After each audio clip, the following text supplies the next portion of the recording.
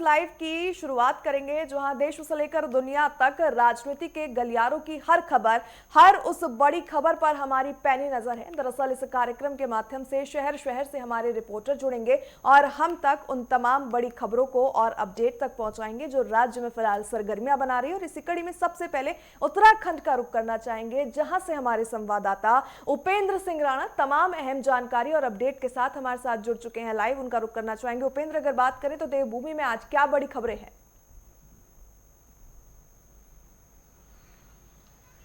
देखिए, 2027 का विधानसभा चुनाव नजदीक है और ऐसे में भाजपा जिस तरीके से तैयारियों में जुटी हुई है, तो वो दूसरी ओर अगर देखा जाए तो भाजपा के कई अब जो नेता हैं वो भाजपा की रीति नीति से जो है वो नाराज नजर आ रहे हैं। हम बात कर रहे हैं जिस तरीके से जो पूर्व अध्यक्ष रहे हैं बीकेटीसी के अजेंद्र अजय, उसमें जिस तरीके से उन्होंने सोशल मीडिया पर एक पत्र लिखा कि जिस तरीके से सरकारें चल रही है, जिस तरीके से काम कर रही है और पार्टी में जिस तरीके से जो कार्यशैली जो चल रही है, उससे यह लगता है कि अब राजनीतिक से जो है वो संन्यास लेना होगा। यानी कि वो जिस तरीके से पार्टी की रीति नीति और जो केंद्र राज्य सरकारों के कामकाजों से वो नाखुश नजर आ रहे हैं। उसके बाद जिस तरीके से भाजपा के प्रदेश अध्यक्ष महेंद्र भट्ट का बयान आता है कि उन्होंने कहा कि उसको लेकर बातचीत जो है बीकेटीसी के अध्यक्ष से हुई है और जिसको अनुशासनात्मक कार्रवाई जो है उन पर की जाएगी, जो बिना पार्टी फोरम में जो है बयान देने के बावजूद जो है वो सोशल मीडिया या अन्य जगहों पर जो है इस तरीके की बयानबाजी करते हुए नजर आएंगे। उस पर जिस तरीके से फिर प्रतिक्रिया जो है बीकेटीसी के जो पूर्व अध्यक्ष अजेंद्र अजय का जिस तरीके से आया, उन्होंने साफ तौर पर यह कहा कि किस प्रकार का अनुशासनात्मक कार्रवाई जो है पार्टी करेगी, क्योंकि मैंने कहीं पर भी इस तरीके से जिक्र नहीं किया गया है कि पार्टी से मुझे कोई दिक्कत है। मैंने तो संन्यास लेने की, राजनीतिक संन्यास लेने की बात कही है और उसमें यह कहा है कि जिस तरीके से जो रीति नीति, जो राजनीति जिस तरीके से जो हो चुकी है आज के समय की, उसके हिसाब से मैंने जो है राजनीतिक से संन्यास लेने का जो है फैसला लिया है। तो ऐसे में पार्टी में किसी प्रकार का अनुशासनात्मक कार्रवाई करने का काम जो है वो नहीं किया गया। लेकिन जिस तरीके का जो परिप्रेक्ष्य पूरा देखा गया, क्योंकि काफ़ी लंबे समय से जिस तरीके से वो पार्टी में है, संघ से जुड़े हुए जो है वो नेता हैं, साथ ही साथ ये भी देखा गया है कि वो प्रदेश मीडिया प्रभारी से लेकर बीकेटीसी के अध्यक्ष रहे हैं और कई सारे पदों पर संगठनात्मक तरीके से जो है पार्टी में रहे हैं। और उसके बावजूद जिस तरीके से उन्होंने सोशल मीडिया पर इस तरीके की जब प्रतिक्रिया दी, तो उसके बाद ये लग रहा है कि कहीं ना कहीं पार्टी की रीति नीति से वो नाखुश नजर आ रहे हैं। हालांकि उनको मनाने की लगातार कोशिश की जा रही है। खुद भाजपा के जो प्रदेश अध्यक्ष है महेंद्र भट्ट, वो भी लगातार उनसे बातचीत जो है वो कर रहे हैं और जो भी दिक्कतें हैं उसको जो है पार्टी फोरम रखने की बात जो है पार्टी की ओर से जो है वो रखी गई है। लेकिन ये देखा जा सकता है कि 2027 से पहले पार्टी के अंदर जो है मनमुटाव जो है वो कार्यकर्ताओं और नेताओं में जो है वो देखने को मिल रहा है। ऐसे में कहीं ना कहीं पार्टी भी असहज जो है होती हुई नजर आ रही है। दूसरी बड़ी खबर की बात की जाए तो जिस तरीके चाहेंगे एक बार फिर से उपेंद्र का रुख करना चाहेंगे। उपेंद्र, अगर बात करें राज्य में चार धाम यात्रा को लेकर किस तरीके की तैयारियां देखी जा रही है, क्योंकि समय जो है ज्यादा बचा नहीं है चार धाम यात्रा की शुरुआत में। देखिए, चारधाम यात्रा की अगर बात की जाए तो पूरी तैयारियां जो है वो राज्य सरकार की ओर से जो है पहले से जो है वो चल रही है। साथ ही जो प्रशासन है चारधाम यात्रा के रूट पर जो प्रशासन है वो भी अपने स्तर पर जो है वो भी तैयारियों में जुटी हुई है। राज्य सरकार का मानना है कि इस बार भी लाखों की संख्या में जिस तरीके से श्रद्धालु पहुंचेंगे और ऐसे में 19 अप्रैल से चारधाम यात्रा की विधिवत तौर पर जिस तरीके से शुरुआत होगी, उसको लेकर पूरी तैयारियां जो है वो की जा रही है। खासतौर पर जो स्वास्थ्य सुविधाएं हैं उसको बेहतर करने को लेकर जो है इस बार सरकार जुटी हुई है। इस बार जिस तरीके से केदारनाथ और बद्रीनाथ में 2 अस्पताल जो है वो नए खोले जा रहे हैं, ताकि जो केदारनाथ और बद्रीनाथ में जाने वाले जो श्रद्धालु होंगे, अगर कोई दिक्कत वहां पर होती है तो उनको जो है अस्पताल में भर्ती किया जा सके, ताकि उनका इलाज वहां पर किया जा सके। उसकी व्यवस्था जो है वहां पर की जा रही है। साथ ही साथ जिस तरीके से रूट पर भी अगर देखा जाए तो एम्बुलेंस की व्यवस्था और जो जिस तरीके से जो वहाँ पर भी जो वहाँ पर भी अस्पतालों की जो है व्यवस्था है, सामुदायिक केंद्रों की व्यवस्था जो है वो की जा रही है, ताकि अगर किसी प्रकार की कोई दिक्कत अगर होती है तो उनको नज़दीकी अस्पताल में भेजा जा सकता है, वहाँ पर उनका इलाज किया जा सकता है। तो साथ ही साथ जिस तरीके से जो पिछले साल जो दिक्कतें रही है, खासतौर पर जो रजिस्ट्रेशन को लेकर, उसको लेकर भी बेहतर काम जो है वो किया जा रहा है। हालांकि इस बार शुल्क भी जिस तरीके से रखा गया है, और उसके साथ साथ जिस तरीके से बिना रजिस्ट्रेशन को किसी भी जो किसी को भी चारधाम यात्रा पर जाने नहीं दिया जाएगा, उसको लेकर भी पूरी तैयारियां जो है वो की गई है। लगभग 5 लाख से ज़्यादा श्रद्धालुओं ने जिस तरीके से अपना रजिस्ट्रेशन जो है वो कर लिया है, और सबसे ज़्यादा जो रजिस्ट्रेशन अभी तक हुए हैं वो केदारनाथ धाम के लिए हुए हैं। 1,75,000 से ज़्यादा जिस तरीके से श्रद्धालुओं ने अपना रजिस्ट्रेशन जो है केदारनाथ धाम के लिए जो है वो कर दिया गया है। ऐसे में 17 अप्रैल को ऑफलाइन रजिस्ट्रेशन भी होंगे, तो माना यह जा रहा है कि काफी संख्या में इस बार भी श्रद्धालु जो है वो चारधाम यात्रा के लिए पहुंचेंगे। उपेंद्र, अगर बात करें इस वर्ष, अगर पिछले कुछ सालों की हम बात करें तो लगातार चारधाम यात्रा में भक्तों का सैलाब जो है वो रिकॉर्ड तोड़ता नजर आ रहा है। अगर बात करें 2026 की चारधाम यात्रा की, तो सरकार की ओर से कितने यात्रियों के, कितने भक्तों के आने की जो है संभावना लगाई जा रही है? देखिए बिल्कुल, क्योंकि पिछले साल हालांकि जिस तरीके से जो आपदाएं आई, उत्तरकाशी से लेकर थराली तक जिस तरीके से जो आपदाओं का दौर रहा, और ऐसे में ये देखा गया कि यमुनोत्री हो या केदारनाथ धाम की यात्रा हो, बद्रीनाथ धाम की या यमुनोत्री धाम की यात्रा जिस तरीके से अवरुद्ध हुई और काफ़ी समय तक जिस तरीके से नहीं चल पाई, और ऐसे में बरसात के समय पर भी काफ़ी सबसे ज़्यादा दिक्कत जो है यात्रा के समय रहती है। लेकिन उसके बावजूद भी ये देखा गया कि 46 लाख के करीब श्रद्धालु जो है वो जिस तरीके से पहुँचे, तो ऐसे में अभी भी इस साल भी उम्मीदें लगाई जा रही है, अगर मौसम ने साथ दिया और सब कुछ ठीक रहा तो 50 लाख से ज़्यादा श्रद्धालु जो है इस बार भी दर्शन के लिए जो है चारधाम यात्रा में जो है वो पहुंच सकते हैं। उसको लेकर पूरी तैयारियां, बिल्कुल चारधाम यात्रा को लेकर तैयारियां पूरे जोर शोर पर चल रही है। अब देखने वाली बात होगी कि आगे जब चारधाम यात्रा की शुरुआत होगी तो किस तरीके से उत्साह जो है प्रशासन में और भक्तों में देखने को मिलेगा। वापस उपेंद्र आपके पास लौटेंगे, लेकिन उससे पहले एक बार झांसी का रुख करना चाहेंगे। हमारे संवाददाता हेमंत गुप्ता हमारे साथ वहां से बने हुए हैं। हेमंत, अगर बात करें झांसी में क्या कुछ बड़ा अपडेट? देखिए, अगर हम झांसी की बात करें तो जो सबसे बड़ा अपडेट है वो अपराध को लेकर है। कल एक मुठभेड़ होती है झांसी कोतवाली पुलिस की, और उसके बाद 2 शातिर चोर दीपक व नदीम को पुलिस मुठभेड़ के दौरान झांसी की कोतवाली पुलिस गिरफ्तार करती है। लाखों रुपए के जेवरात, अवैध तमंचे और साथ ही साथ जो उन्होंने सोने घर को निशाना बनाया था वो काफी माल बरामद किया जाता है। उसके बाद उनका मेडिकल परीक्षण के लिए जब इन दोनों शातिर अपराधियों को भेजा जाता है, तभी मौके का फायदा उठाकर पुलिस अभिरक्षा से नदीम, जो कि एक शातिर बदमाश है, झांसी के पास ही मध्य प्रदेश का एक दतिया जिला लगता है, वहां का ये रहने वाला है। वहां पर भी ये वांछित चल रहा है काफी चोरी के मुकदमों में। इसके बाद ये मेडिकल परीक्षण के दौरान ही अस्पताल से निकलता है और बाहर एक ऑटो को किराए पर लेता है। 150 रुपए में उसे भाड़ा तय करता है और पास ही दतिया गेट जाने के लिए भाड़ा तय करने के बाद उसमें बैठ जाता है। ट्रैफिक जाम में वो फंस जाता है। उसके बाद मात्र 50 रुपए देके वो ऑटो से उतर जाता है और उसके बाद पैदल ही फरार हो जाता है।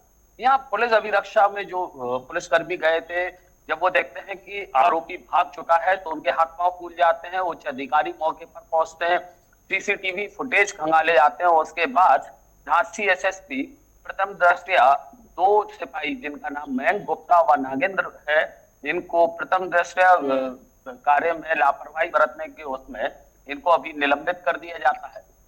पुलिस की टीमें इसमें लगा दी जाती हैं, स्वाट टीम को इसमें कार्रवाई करने के लिए लगा दिया जाता है। पुलिस की टीमें लगातार नदीम को अभी तलाश कर रही है, लेकिन ये बड़ी लापरवाही हम कह सकते हैं कि जहां पुलिस मुठभेड़ में ये शातिर अपराधी पकड़े जाते हैं और वह उसके बाद फरार हो जाते हैं पुलिस अभिरक्षा से। तो फिलहाल इस समय तो ये पूरे पुलिस विभाग के पसीने छूटे हुए हैं, हड़कंप मचा हुआ है पूरे पुलिस विभाग में, और इस आरोपी की तलाश में लगातार दबिशें डाली जा रही है और लगातार उसको गिरफ्तार करने का प्रयास किया जा रहा है।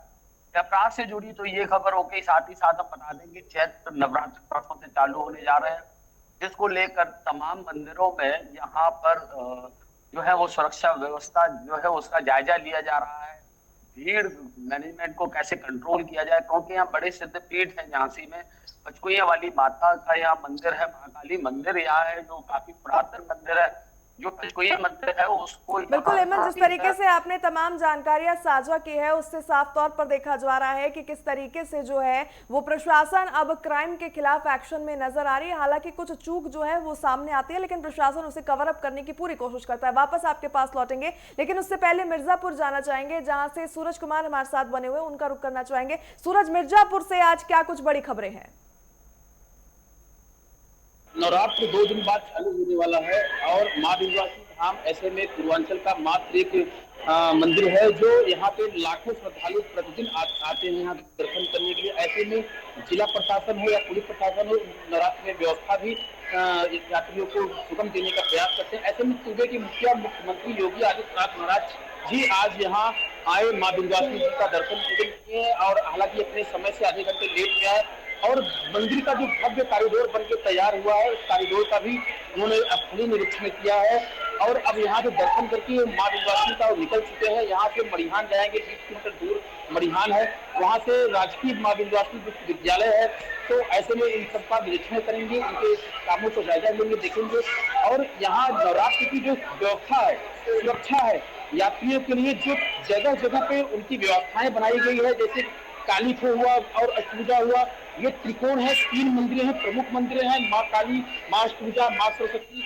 ऐसे में इनके द्वारा जो प्रशासन द्वारा जो व्यवस्थाएं की जा रही है वो किस प्रकार से की जा रही है, उनके अधिकारियों के साथ भी यही अष्टभुजा गेस्ट हाउस से मीटिंग करेंगे। अभी 20 मिनट का जो मीटिंग चलेगा वहाँ से यात्रियों के बारे में जानकारी लेंगे, किस प्रकार से यात्रियों की सुरक्षा व्यवस्था की जा रही है, क्या क्या व्यवस्थाएं की जा रही है, क्या कमियां रह गई है। ऐसे में जिला प्रशासन अधिकारियों के साथ मीटिंग कर यहाँ से 20 किलोमीटर दूर मड़िहान जाएंगे, विश्वविद्यालय का जो स्थलीय निरीक्षण है उसका भी जायजा लेंगे। किस प्रकार से यहाँ से निकल चुके हैं मां विंध्यवासिनी देवी जी का दर्शन। बिल्कुल सूरज, इस तरीके से तस्वीरें आपकी तरफ से पेश की जा रही हैं उनमें साफ तौर पर भक्तों का भारी उत्साह भी देखा जा रहा है। मुख्यमंत्री भी आज वहां के दौरे पर है। चैत्र नवरात्रि की शुरुआत मात्र 2 दिन बाद हो जाएगी, ऐसे में भक्तों में भारी उत्साह देखा जा रहा है। वापस आपके पास लौटेंगे, एक बार अयोध्या से हमारे ब्यूरो चीफ प्रशांत शुक्ला के पास जाना चाहेंगे, उनका रुख करेंगे। प्रशांत, अगर बात करें चैत्र नवरात्रि की शुरुआत भी होने जा रही है 19 मार्च यानी परसों से, और महामहिम राष्ट्रपति द्रौपदी मुर्मू भी रामनगरी अयोध्या पहुंच रहे हैं। किस तरीके की तैयारी और उत्सव का माहौल रामनगरी में देखने को मिल रहा है?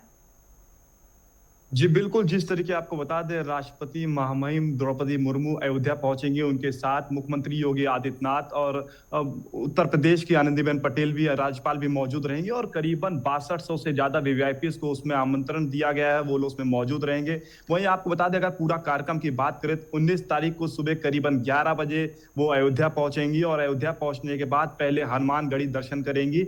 हनुमानगढ़ी दर्शन करने के बाद ब्रह्म मुहूर्त में ही राम मंदिर में तृतीय तल पे 2nd फ्लोर पर राम यंत्र का विराजमान करना है, उनको उसका शिलान्यास करना है और करीबन 150 किलो का स्वर्ण जड़ी से वो राम यंत्र बना हुआ है, उसमें उसको विराजमान करेंगे। उसके बाद अगर आपको बता दें, जिस तरीके अगर अन्य कार्यक्रम की बात करें उसी दिन, तो द्रौपदी मुर्मू करीबन 3 से 4 घंटे का अयोध्या में आगमन रहेगा और अयोध्या में जो 3 से 4 घंटे का है वो राम यंत्र का मेन इनॉग्रेशन करने के बाद वो करीबन 600 से 700 श्रमिक जिसका योगदान राम मंदिर में रहा है उन सभी को वो कहते हैं सम्मान करेंगे। सम्मान करने के बाद उनके साथ मंच पर भी साझा करने वाले मुख्यमंत्री योगी आदित्यनाथ, आनंदीबेन पटेल और कई अन्य गणमान्य लोग जो जिसको आमंत्रण दिया गया है वो सब उसमें मौजूद रहेंगे। आप बता दें, अगर सुरक्षा व्यवस्था की बात किया है तो क्योंकि कहीं ना कहीं इनके साथ सुरक्षा व्यवस्था के लिए 2 दिन पहले से ही यहाँ पे चेकिंग करना शुरू कर दिया गया है। अभी कुछ दिन पहले एडीसी जोन अयोध्या पहुंचे थे, मुख्यमंत्री योगी आदित्यनाथ भी खुद ग्राउंड जीरो पर उतर कर पहुंचे थे निरीक्षण करने की किसी प्रकार की कोई भी अनजान मानस को, साथ ही साथ जो आमंत्रण किए गए उनको और महामहिम राष्ट्रपति द्रौपदी मुर्मू जी को भी किसी प्रकार की कोई दिक्कत है ना, उसकी सुरक्षा व्यवस्था का जायजा लेने पहुंचे थे। वहीं अगर बात करें सुरक्षा व्यवस्था की तो द्रौपदी मुर्मू के साथ साथ मुख्यमंत्री योगी आदित्यनाथ की भी प्रोटोकॉल, साथ ही साथ आनंदीबेन पटेल और जो लोग आ रहे हैं उनके लिए सीसीटीवी कैमरे की निगरानी की जा रही है। जगह जगह पर रूट डाइवर्जन के भी आज अयोध्या के ट्रैफिक एसपी अयोध्या प्रसाद द्वारा उसको दे दिया गया है कि जब 19 तारीख को रात्रि से 18 तारीख को रात्रि से ही डाइवर्जन कर दिया गया। राम मंदिर जो येलो जोन के एरिया में आता है उसमें गाड़ी गाड़ी को, वाहन को प्रतिबंधित कर दिया जाएगा। जो अयोध्या के स्थायी निवासी है, उनके स्थायी निवासी के पास बने, उनको भी आधार कार्ड दिखाना रहेगा और गाड़ी का कागज पेपर्स पूरा चेक करा के, पूरी गाड़ी को चेक करा के तभी अंदर जाने दिया जाएगा। साथ ही साथ ये भी निवेदन किया गया है कि उस दिन कोई भी लोग दर्शन करने ना आए, क्योंकि जो वीवीआईपी पास, चाहे वो सुगम पास हो चाहे विशेष पास हो, जो राम मंदिर में 2 पास बनाए थे, दोनों को निरस्त कर दिया गया है, क्योंकि उस दिन किसी भी तरीके दर्शन नहीं करे दिया जाएगा। द्रौपदी मुर्मू, मुख्यमंत्री योगी आदित्यनाथ के जाने के बाद ही दर्शन आम जनमानस के लिए खोल जाएगा, पर उस दिन के जो पास है वो कैंसिल कर दिया गया है। वहीं आपको बता दें, जो करीबन 6200 से ज्यादा लोग आमंत्रित किए गए, उनके साथ भी कुछ ना कुछ लोग रहे। करीबन 10,000 से ज्यादा कांस्यपुरम में लड्डू बनाए जा रहे हैं। जो लड्डू है वो देसी घी का लड्डू बनाया जाए, इन सभी को प्रसाद के रूप में अयोध्या में जो आएंगे उन सभी को दिया जाएगा। वहीं पर अगर बात करें तो फूल और मालाओं से पूरी राम मंदिर को अयोध्या के दुल्हन तरीके सजा देंगे, क्योंकि उस दिन हिंदू नववर्ष और साथ ही साथ बता दें चैत्र नवरात्रि की पहला प्रथम दिन होगा। तो उन सभी को देखते हुए अयोध्या में वैसे भी राम मंदिर में दर्शन करने वाले श्रद्धालु लाखों संख्या में आते हैं, पर अयोध्या में अन्य प्राचीन मंदिरें भी हैं, चाहे वो माँ शीतला माता हो गई, देवकाली माता मंदिर हो गए, जो प्रभु श्री राम के कुल देवी माँ भी हैं, और मरी माता मंदिर हो गई, पाटेश्वरी माता मंदिर हो गई, जो अन्य प्राचीन मंदिर है जहां प्रभु श्री राम जी गुप्त बिल्कुल प्रशांत, ऐसे में अगर बात करें, जिस तरीके से आपने तमाम जानकारियां साझा की है, लेकिन अगर एलपीजी सिलेंडर को लेकर हम बात करें, किस तरीके का माहौल वहां पर देखा गया है? क्योंकि कुछ समय पहले खबर आई थी कि किस तरीके से राम रसोई में एलपीजी कनेक्शन जो है वो बाधित हो गया था, जिसके चलते जो है भंडारे के ऊपर कुछ समय के लिए विराम लगाना पड़ा। फिलहाल क्या कुछ स्थिति रामनगरी में? जी बिल्कुल, देखिए अयोध्या में राम मंदिर के साथ साथ अन्य कई प्राचीन मंदिरें और धर्मशाला और हैं, जिसमें प्रतिदिन लाखों संख्या में जो श्रद्धालु अयोध्या आते हैं, चाहे वो अयोध्या के हो चाहे बाहर के हो, उनके लिए भोजन की फ्री की सुविधा की जाती है। वही अगर राम रसोई की बात करें तो राम रसोई अमावा मंदिर जो है, वहां पे जो ट्रस्ट है वो लाखों संख्या में श्रद्धालु डेली प्रतिदिन फ्री में भोजन करते हैं। और जिस तरीके जो एलपीजी गैस के पूरे भारत में देखने को मिल रहा कि कमी और किल्लत देखने को मिली थी, उस तरीके अयोध्या में भी जो बड़े होटल है, रेस्टोरेंट है, धर्मशाला है, उसमें भी कहीं ना कहीं किल्लत देखने को मिली थी। उसी कमी के कारण राम रसोई में कुछ दिन के लिए प्रतिबंधित कर दिया गया था, पर दूसरे दिन के बाद उन्होंने इलेक्ट्रॉनिक जो गैस है उसकी और लकड़ी के यूज करते हुए यहाँ पे जो श्रद्धालु है उनके लिए भोजन की सुविधाएं करना शुरू कर दिए हैं। पर जिस तरीके अगर एलपीजी गैस की बात करें, चाहे वो घरेलू गैस हो चाहे वो कॉमर्शियल गैस हो, उसमें कहीं ना कहीं किल्लत देखने को मिल रहा है। पर साफ तौर पर जिस तरीके जिलाधिकारी ने और पूर्ति अधिकारी जो मिश्रा जी हैं अयोध्या के, उन्होंने साफ तौर पर कहा किसी तरीके की कोई कमी नहीं है, वो एक गैस बिल्कुल बिल्कुल प्रशांत, अगर बात करें लगातार जो है विपक्ष की तरफ से ये बात कही जा रही है कि देश में एलपीजी कनेक्शन को लेकर आपूर्ति बाधित है, लेकिन प्रशासन उसके ऊपर सख्त रवैया अपनाए हुए है। वापस आपके पास लौटेंगे, लेकिन एक बार फिर से उत्तराखंड से रुख करना चाहेंगे। उपेंद्र, आपके पास आना चाहेंगे। जिस तरीके से अभी मैं प्रशांत से जिक्र कर रही थी, देवभूमि में भी सिलेंडर को लेकर काफी दिक्कतों का सामना लोगों को करना पड़ा था। देहरादून की बात करें तो वहां पर स्ट्रीट वेंडर्स को परेशानी हुई थी। फिलहाल क्या कुछ स्थिति बनी हुई है?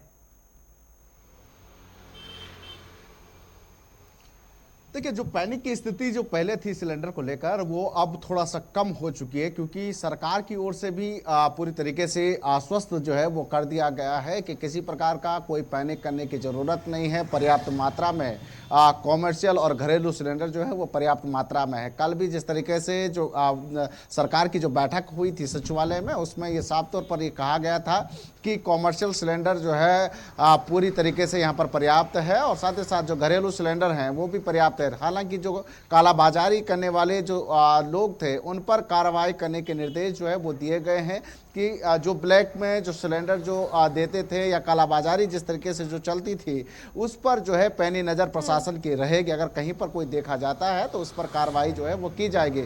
और उसके साथ साथ जिस तरीके से जो कॉमर्शियल सिलेंडर की जो बात की जा रही थी, तो चारधाम यात्रा अब नज़दीक है। ऐसे में चारधाम यात्रा को देखते हुए खास तौर पर व्यवस्थाएं जो है दुरुस्त करने की कोशिश जो है वो सरकार की रहने वाली है। और ऐसे में जो व्यापारी वर्ग हैं, जो कॉमर्शियल सिलेंडर जो यूज करने वाले जो लोग हैं, उनको साफ तौर पर आश्वस्त किया गया है कि किसी प्रकार की कोई कमी नहीं रहने वाली है। आप पूरी तरीके से बिल्कुल उपेंद्र, अगर बात करें चारधाम यात्रा को लेकर सरकार की तरफ से नई एसओपी की भी जानकारी साझा कर दी गई है। चारधाम यात्रा के दौरान किस तरीके से कमर्शियल एलपीजी सिलेंडर्स का वितरण होगा, इसको लेकर प्रशासन जो है बेहद सख्ताई से नजर आ रहा है। फिलहाल आप चारों का बहुत बहुत धन्यवाद हमारे साथ इस खास कार्यक्रम में जुड़ने के लिए और तमाम अहम जानकारियां साझा करने के लिए।